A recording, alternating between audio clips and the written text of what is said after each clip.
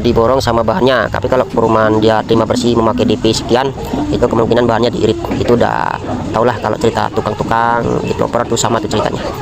Nah, ini pemasangan kita udah mencapai tahap 70% ya, tapi belum pendempulan. Ini kita menutup dulu kan, karena bisa dibilang ruangannya ini tidak ada lampunya sama sekali kan gitu. Jadi kemungkinan kalau mendempulnya disetopkan dulu, karena kalau lampu kurang tak ada penerangan ini bisa berbahaya kalau untuk perapian, karena pemandangan kalau kurang terang dia kurang bagus ya, karena ada calar sedikit pun dia tidak nampak dari pandangan mata. Karena itu kalau nggak ada lampu ini dempulnya di dasar dulu, tidak dijadikan.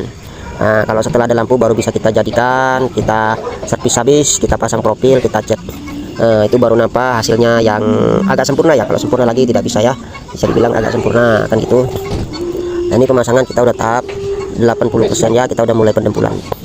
Nah, ini kalau pendempulan ini hanya mengisi celah-celah antara gipsum satu yang satu lagi tuh. Nah, dengan pengisian celah-celah, dan kita pakai kain kasa ya. Kain kasa ini sejenis serabut berjaring, jaring dia tuh agar tidak retak ya. Nah, itu jaring itu gunanya supaya gipsumnya itu tidak ada retak ya, karena jaring itu dia terbuat dari, bisa dibilang benang pancing ya, benang pancing atau benang nilon, tapi ini yang halusnya itu jaring buat apa, pemasangan gipsum. Nah, tapi apa ini namanya, jaring ini bermacam-macam, ada yang murah ada yang mahal. Kita ini kebetulan memakai yang agak mahal sedikit, karena yang murah udah habis stoknya kan, jadi kita memakai agak mahal. Jadi bahan ini kalau yang mahal dia ada lemnya kan gitu, kan kasanya, tapi kalau yang biasa nggak ada lemnya. Kalau yang biasa dia halus kan gitu ceritanya, halus. Kalau yang mahal dia ada lemnya. Makanya kalau pemasangan tuh yang mahal kain kasat, kita tinggal tempel aja. Yang kita dempul dulu, kita tempel langsung baru kita dempul lah, itulah hitungannya. Tapi kalau memakai yang biasa yang murah, wajib kita dempul dulu karena tidak ada itu lemnya. Makanya wajib kita dempul dulu, kita tipiskan dulu baru kita pakai kain kasat. Bisa sih nggak pakai kain kasar, cuma nanti retak kan gitu.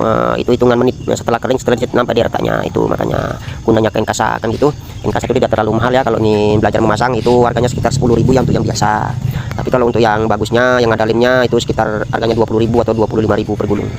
Itu satu gulung lumayan banyak ya, kalau bisa dibilang satu gulung tuh bisa kita tarik bisa mencapai panjang 50 meter. Nah, itulah panjangnya kain kasar itu. Makanya kalau beli satu gulung bisa kita pakai minimal, kalau ukuran gipsum apa ruangannya 3x3, kita bisa satu gulung itu bisa mencapai 3 ruangan, bisa mencapai 4 ruangan pun bisa, dan gitu tergantung lah, tergantung ukuran papannya. Kalau kita memasang papannya itu tidak potong-potong atau tidak bahan sisa atau bahan utuh semua, itu bisa mencapai 5 ruangan untuk satu gulung ya, tapi itu kan 3x3. Jadi kalau ruangannya besar-besar itu udah lain cerita gitu hitungannya.